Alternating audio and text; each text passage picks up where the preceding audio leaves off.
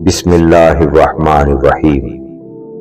اولاد کے لیے ایک بہترین پیغام: باپ کا احترام کرو تاکہ تمہاری اولاد تمہارا احترام کرے۔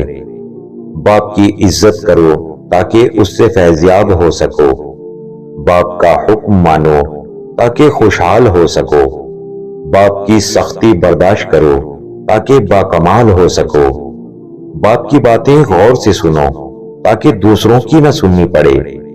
باپ کے سامنے اونچا نہ بولو ورنہ اللہ تم کو نیچا کر دے گا۔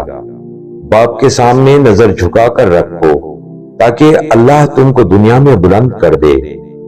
باپ ایک کتاب ہے جس پر تجربات تحریر ہوتے ہیں۔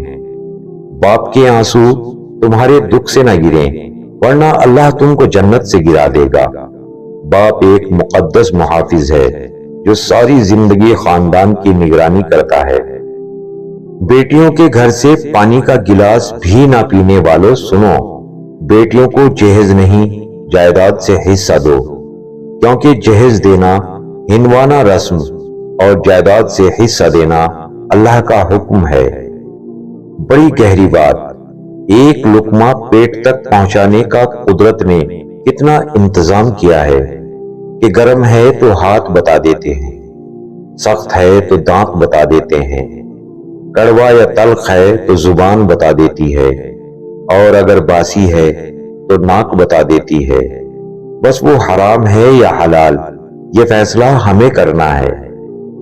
اللہ کن کو پسند نہیں کرتا؟